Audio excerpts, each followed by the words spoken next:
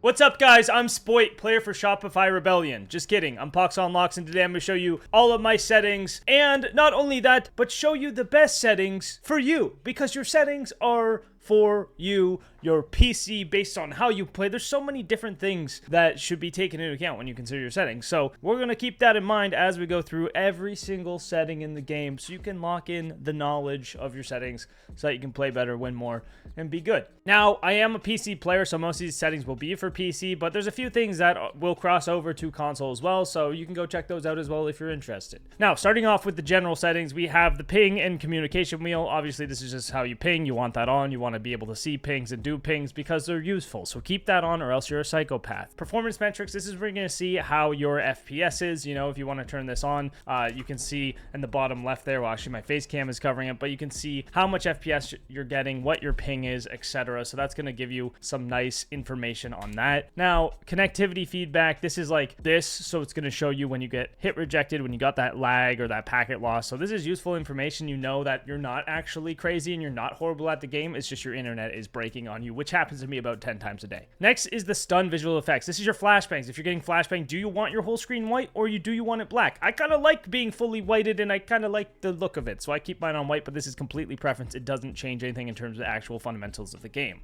Similar to tinnitus sound effects, a lot of people say you have to put it muted so you don't hear the ringing so you can hear stuff better, but that's not the case. When you have this on muted and you get flashbanged, you still can't hear anything, okay? I like the ringing because I can kind of tell when it's wearing off a little better, and I like the actual ringing sound, but obviously if you have tinnitus, that's not going to be good, so you should probably turn this off. I'm used to the ringing. I like the ringing. I don't mind it. It doesn't impact how much you can hear. Don't believe the lies. Don't believe the rumors. Use what you want when it comes to this. Then you have your camera groups, cycle inside camera groups. This would be if you're on cameras and you're going to the next cam, instead of it switching to, let's say, a Valk cam, it will go to the next default cam, so it'll keep you stuck in that camera group. I don't like that. I have it off so that way it continues through to the next camera group because I just find it easier. Again, complete preference. Diffuser pickup, you definitely want this on both. I think it's automatic by default, which means if you run over top of it, you will pick it up. Manual, you have to actually look at it and press a button. It's good to be able to do both because you want to be able to run over and grab it, but if you want to reach for it and grab it in cover, like let's say it's just dropped inside a doorway,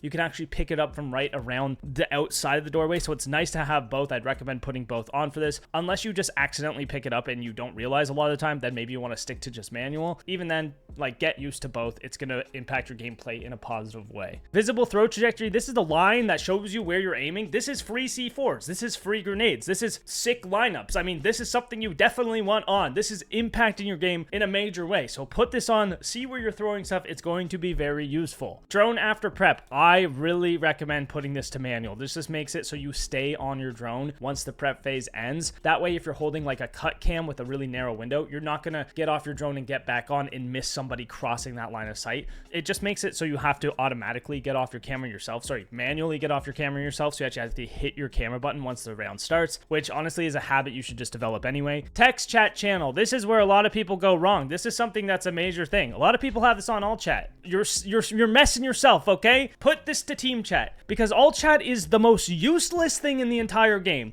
You freaking suck. You're a loser.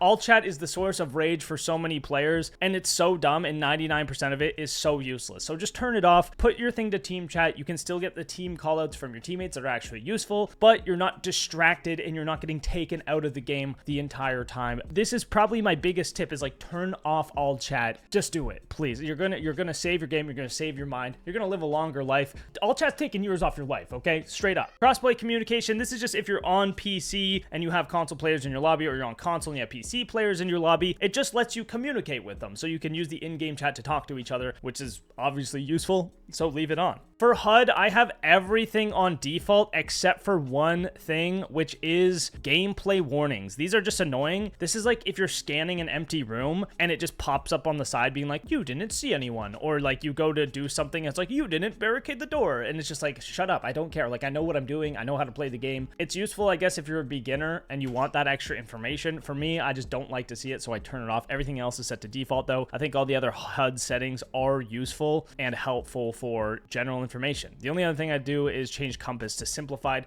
so it's a smaller compass instead of the big one on the bottom. That's pretty much it for HUD, so let's move on to audio settings, which is a big one for a lot of people. If you can't hear the game properly, you're on console. The console audio is so bad and so hard. It's not as precise and direct as PC audio. Another great reason to switch to PC if you are a console player. I started on console, switched to PC. Best decision of my life, if you can afford it, because PCs are obviously expensive. All right, first up, we got the subtitles. Subtitles I have off. You can turn it on, and sometimes you get little hints from the operators, like saying specific things that actually give you information and can help. I just don't like seeing them on the screen, so I turn them off. Again, most of these settings are preference, guys. And yes, we're talking about sound. There's a lot of preference-based things because we all kind of hear a little differently, and you could get into the sound engineering, get into all the other things, but at the end of the day, whatever you can hear best with is the best setting, so you don't have to copy mine exactly, just use what's best for you, okay? For dynamic range, this is your night mode hi-fi, okay? Low is going to be your night mode. This is what most players use. I prefer hi-fi. I think I can hear everything better. It does make the gunshots a little louder. I have earbuds. I play with earbuds, so everything is a lot less bassy. I find night mode kind of takes it to like a deeper level that I can't hear very well. And I also have pretty bad hearing, so the hi-fi I find just helps me hear stuff better. I think more players are playing on high in Siege X though, because the game overall is a little bit like in that lower dynamic range. Then we have your tinnitus sound effects again,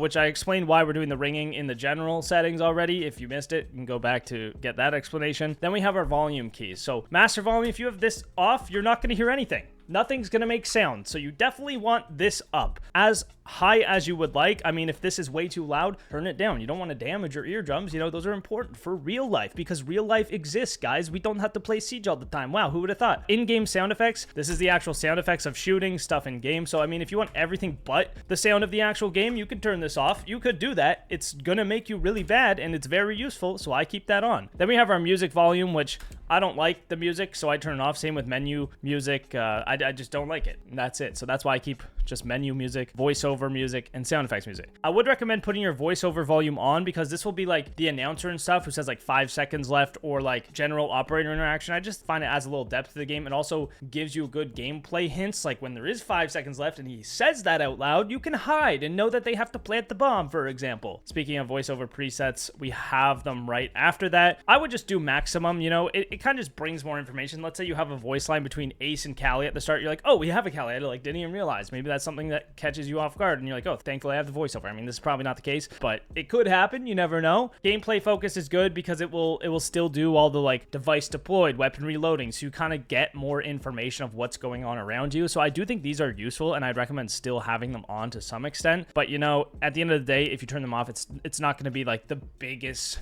impactful, like terrible thing about your game. HQ voiceover, this is the guy saying like 5 seconds left, 10 seconds left, whatever. They planted the bomb. Lots of good information from this guy. Keep this on.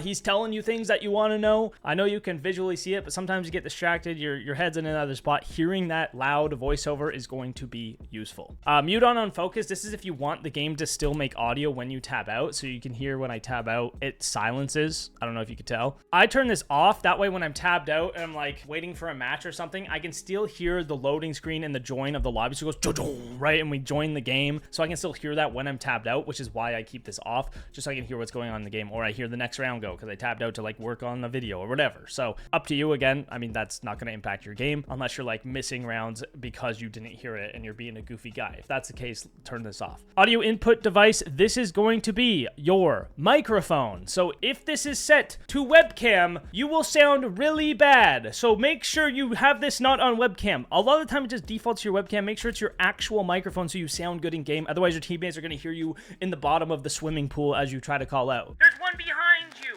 The 10 tangos coming at your booty hole. Audio output device. This is your headphones. So what you're actually hearing, you want to make sure this is the headset you have in your ears. Otherwise you won't hear the game. Crazy tip. A lot of people mess that up somehow. Voice chat volume. You do have to be in the menu to change this, as I just find out. This is how loud the chat sounds in game for you. So how loud everyone else is. This is not your mic. This is everyone else. So everyone else is really loud. You can turn this down to set them at a better volume. Then you have your input mode. So this is usually set to open. I would recommend, especially if you're on PC, setting this to push to talk so you can press a button and only call out when you're talking, especially if you're a streamer. Putting this to push to talk is going to be very important. You don't want everyone in the game to hear you while you're talking in your chat because they're trying to lock in and clutch up, and they're probably going to mute you if you're sitting there going, oh my god, Ricky, thank you for the $2. Yeah. They don't want to hear that. So put this on push to talk, or you're yelling at your mom for pizza pockets in the background. Like, nobody wants to hear that. Put this to push to talk. If it's disabled, nobody's going to hear you. Voice chat input volume. This is your microphone. As you can see here, mine's at 100% because my mic for some reason is always quiet all the time. I have it at 100 and everything, and I'm still quiet. So maybe I need to actually look into that, and that's a good reminder that I should. Voice chat input sensitivities, if your mic is on open, this will be when it picks you up. So if you have it like set to 0, it's just going to always be open. So like your dog like fucking shits in the woods 4 miles away and your mic will pick it up and play it in game. So you want to find a good balance of this, but at the end of the day, just put on push to talk is probably the best bet. But if you're on console, this is one that's going to be a little more like something you should care about. Moving on to display settings. Wow.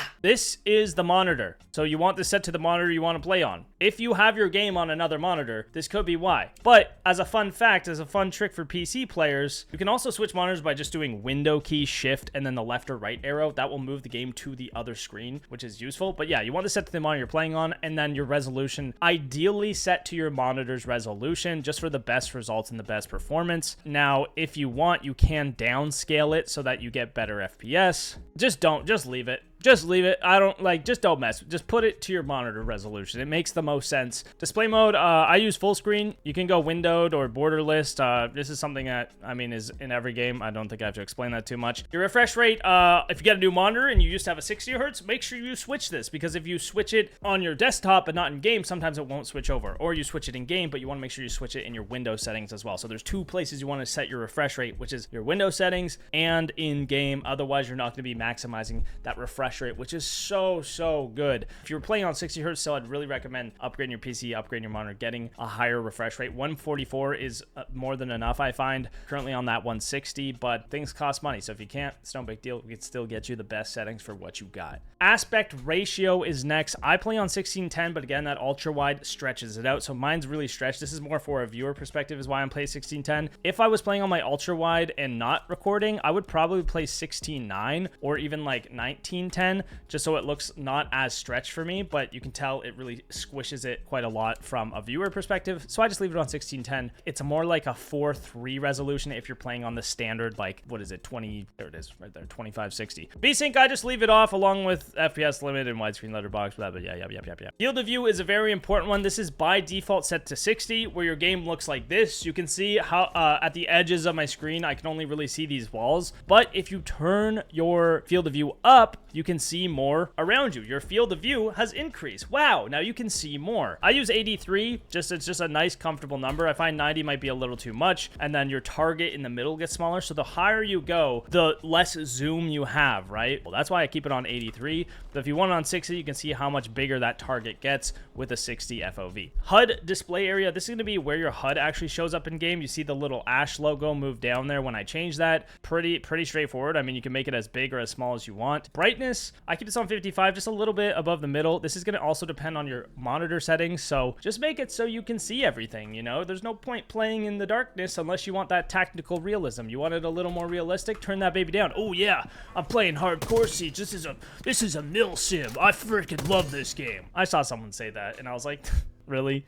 Okay. Moving on to graphics. This is probably going to be the largest section of this video, probably the most complicated section of this video as well, but I'm going to try my best to break it all down for you. So first we have NVIDIA Reflex Low Latency. I'm not entirely sure how it works, but I know it's recommended to use by NVIDIA. It's supposed to decrease input lag. It's going to depend heavily on your system as well. I have a really powerful GPU, and my CPU sometimes strains, especially when recording, especially when streaming. With the On Plus boost, the system latency is going to be optimized with the GPU clock frequencies kept at high in CPU-bound cases. This increases GPU power draw, so it draws more power from my GPU and not as much strain on my CPU, which I find I need. All right, bear with me through the graphics quality stuff because it actually got all reset in CJX, so I might change some as we go, but let's start off with the overall quality, which is just going to be custom. Now, depending on your system, you could do this normal, you could do this high, you could do this very high, you could do this low. Obviously, the lowest quality is going to give you the best performance. The highest quality is going to give you not as good performance as lower quality. Texture quality quality, this is one thing that's going to impact your performance quite a bit. You can see at the bottom right, as I change this, it changes how much of the actual GPU it uses. I leave this on high. I could turn it to very high. I'm going to put it on very high because I have so much power available on this. Next, we have your VRAM limit, your texture VRAM limit. So it's how much video RAM your system is actually going to use to generate textures in game. You do not want this too high because it will then start to use your actual RAM, which makes it laggy and awful. I just keep this below normal. I don't think there's really a need to turn it up. My game still looks great, and I just think it's a safer option to keep it low. Now, texture filtering is one that doesn't impact your GPU too much, but it can make your game look a lot better. So I just max this baby out. I mean, if you're worried about it, you can use 2 times, 4 times, whatever. But again, it's going to be up to you and what your system can handle. If you have, you know, really, really tight specs, you'd be like, I'm gonna turn this down. But this is one that doesn't impact things too much.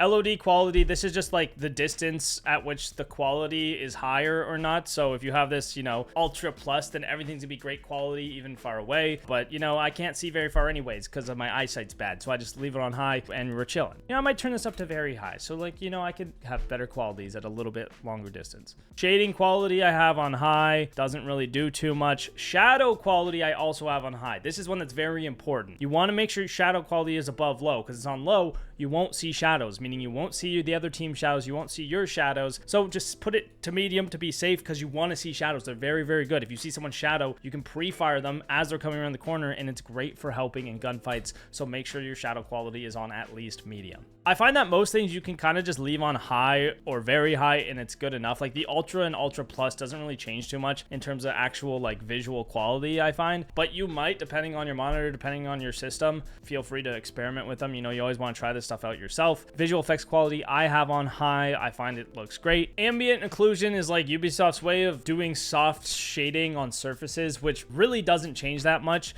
You can have it off, you can have it on. I tried both. It doesn't change a lot. I mean, if you want a little bit more detail, you can turn that on. If you really want to save performance, just turn it off. Lens effect. This is by default set to bloom and lens flare. Turn this off, okay? Because when you're shooting, you don't want the freaking blast of light of your gun to obscure your vision. This is going to help if you want to get better, win more, etc. But if you want that realism and you want the nice, polished, beautiful look of the game, bloom and lens flare is the way to go. I can't say flare. I keep messing that word up, but it's fine. So I turn this off just for straight gaming, straight winning. Now, one benefit of this is that the Halloween Legion headgear like glows green and Vault cams will glow better. So that is the only like upside in terms of like actual gameplay. But I think the cons outweigh the pros, so I turn it off. Zoom in depth of field default is set to on. Turn this off. That way when you're aimed down your sights in your gun, you can still see what's going on around you. It doesn't blur that if you have this off. So putting it off actually helps because you have some peripheral vision while you're ADS still. Next is NVIDIA Deep Learning Super Sampling, which is basically AI upscaling of the game. So it renders your game at a lower quality and then AI generates like a higher resolution image, and it actually looks better most of the time, and it's pretty nice in terms of actually playing the game. If you're going to straight performance, you can turn this on to balanced or performance, unless you're playing in 8K for some reason, whereas when they would recommend ultra performance, so you don't really need that. I just have it on quality, so it has this nice mix of performance and still trying to make it look really nice. Fidelity effects doesn't use AI, but it uses super complex algorithms to upscale your game and make it look good. I think overall, the DLSS with NVIDIA is better, but fidelity effects might be nice depending on what your system uses and depending on how your game looks. So it's worth trying out if you are really looking to like make your game look the best while also having the best settings. Now, if you don't have DLSS on, TAA is also pretty good for anti-aliasing. I would run this on 4 times with 25 render scaling, because then my game still renders at its actual monitor resolution, which is at 3440 by 1440. So you can do it this way, or you can turn it to just TAA and run this at 100, which again will hit that target range. I find that this just looks a little better overall. And then with that TAA sharpness, the game just gets a little sharper, a little crisper, and it kind of all comes together for me, at least with these settings. So that's also an option if you don't have DLSS. Moving on to my controls. Very, very important section. This is going to be how you get good at game, okay? Maybe. Drone speed boost. Now, you can put this toggle, you put this hold. Hold makes sense. I feel like it's like sprinting, you know? You kind of just want on hold. You can put it on toggle if you know you're a toggle gamer, which would be crazy. crazy, but it's an option. Raw input I have on. Basically, this just ignores your window settings and gets the input directly from your mouse, which is nice because then you can remain consistent, and when you change your window settings, it doesn't mess with things, and it's just worth using, I think. But maybe I'm wrong, correct me in the comments, I don't know. Mouse look inversion, if you want to push up on your mouse and look down, turn it on. Absolutely crazy, but hey, to each their own. If you play like that and you prefer that, you could do that. It's going to make controlling recoil a lot harder, and I wouldn't recommend it, but you could do it. You could do it, but probably don't. My sensitivity is a little strange. So I have 8.8 horizontal vertical, 800 DPI, by the way, because I always forget to mention. But then my ADS settings are kind of crazy, and you look at this and you're like, holy crap.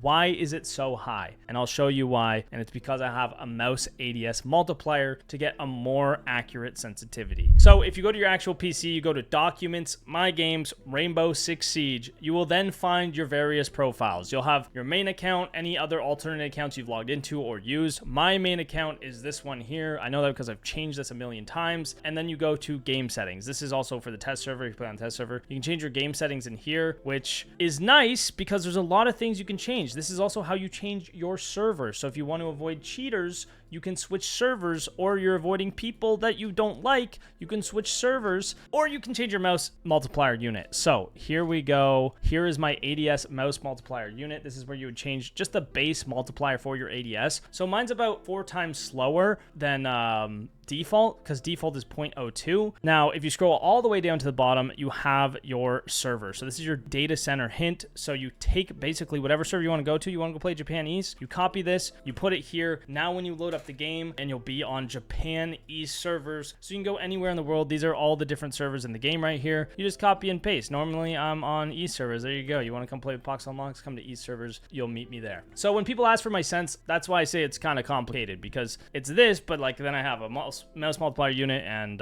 yeah. The most important ones here are 1 times and 2.5. And if you have this on standard, you're probably trolling. You probably want to switch these so you're more comfortable with each and every scope. Mouse scroll I have disabled. And the reason for this is sometimes you get that half scroll on your mouse and then you accidentally switch guns, especially in a gunfight when you're like pressing your buttons. Then you get the half scroll and you switch guns mid-fight. Putting this to disable and just having a keybind to switch guns, I find works absolutely fantastic. I switched it and never went back. Gadget deployment, you want this on advanced. This will let you place a thermite charge without putting down all the way, so you can bait bandits, or your bandit tricking, you got to switch walls. Advanced is highly recommended for gadget deployment and drone deployment, because if you have drone deployment on advanced, you can throw the drones without instantly getting on them, which could be a good bait, right? You throw a drone, then you swing behind it. They're maybe looking over at the drone, not looking at you, and then now you have the advantage in the gunfight. So having this on advanced is also really, really good. Aim, hold, lean, toggle, hold, toggle, toggle, hold. I don't think I have to talk too much about that. Let's get into the actual controls. I put my text chat on you. Why? Well, firstly, I don't use all chat, but also when I'm in a fight and I'm hitting WASD and I'm maybe spamming my buttons, I accidentally hit T, the default, then I go into the chat and now I'm not moving, I'm typing in the chat, don't know. So I put it on you, so there's absolutely no way that I accidentally hit it, and then I for team chat on the right side. I have all my movement on standard. The only really strange things I have is crouch on my mouse, so my bottom mouse button is crouch, and then my top mouse button is grenade and C4. My secondary gadget is on my other mouse button, and this is nice because when I'm moving out to throw C4, so I'm moving with my keyboard keys, I can also click my mouse and kind of toss that nade, so I can kind of quick peek the nades, quick peek the C4s. This is something I changed when I started the game, and I've just never went back on it, and I think it's fine. The only other strange thing is my melee is on G, and that's because obviously my grenade is on my mouse. Weapon swap I have on X. Diffuser drop I have on V, so that'd be your typical melee, so that's how I pick up or drop the diffuser. And then weapon swap, yeah, so the weapon swap is how I switch guns. That's on X, so it's right below my WASD, very easy to get to, and I'm not accidentally hitting it, which is very important. If you want my controller options, well, here they are. I mean, I don't recommend them because I am horrible on controller, but you know, you could do that. I'd recommend maybe like Royal Penguin, or you know, Stompin', or somebody else's controller setting that's actually good on controller, because I really don't know what I'm talking about when it comes to that, so careful. Now, privacy, this is where you're going to be able to activate your streamer name. Obviously, if you put your name as Hung Chef, you just clap everyone. Like, this is the best streamer name in existence outside of Hung Uncle, which was banned for some reason. Like, they really won't let me be Hung Uncle anymore. Freaking rude. That was one of my favorite names, and then they just got rid of it. So This is also how you appear as you. So you ever see like people with the name you, they don't actually have the name you. They are just on the privacy mode. You can rename other players. So, you know, you want them to say November, Bravo, Quebec. Those are real players. They're not bots. They're just renamed because of the streamer mode again. You can also hide your region and stuff. So if you're a streamer or you don't want people to know what servers you're on, then you can hide that so they can't see you. Hide commendation streak is a new one. I don't know why it's default set to on. I'm gonna turn it off because I like to see people's commendation streaks. That's weird that they even have that as an option, but I guess that's a thing. Moving on to the last group, which is the accessibility settings. If you want to win, optic color green, 100% opacity. Just kidding. Obviously, these are preference. Whatever you want. It does not matter, guys. Screen shake intensity is one you definitely want to turn off, though. This is like you throw an impact or getting fused and everything starts shaking. It's just going to make your gunfights harder. It makes things chaotic, and it's just not ideal. Just turn it off. Like, this is something you just turn off unless you really, really want the immersion. This is a bloom lens flare argument, except there's really no upsides with this one. Motion blur, turn this off. You can turn it off, but you don't have to. Like, turning it off makes the blood a little more red, I think, or like if you have it on, the blood's not as red because the blur is kind of distorting it. But at the end of the day, you don't have the motion blur when you're getting shot and when things are going on, so you can see better and you can fight back better. So I recommend turning it off. Again, with the stun, visual effects, tinnitus, sound effects, we talked about this in the general. I use white and ringing. Dynamic range, again, set to high, talked about in the audio settings. And then team color, you could do whatever here. I saw a comment on the last video, which is like, I use red as my team color because in TF2, it was like shown statistically that red wins more. So somebody changed their team to red. I am just so used to blue and red. That's how I have it by default, and I don't change it. I don't worry about it too much. The other upside of changing the enemy team to blue is that apparently you can see gadgets better. So like Valcams will have the blue glow instead of the red glow, so you might be able to spot those as well better. And yeah, that's pretty much it. Then you have your chat scale, however big you want the chat. I mean, you might as well just turn your chat off. I got a big message in my pants for you as well. We'll see you on the next one, guys. Thank you for coming. Hope you learned something. Let me know your thoughts in the comments. Peace out.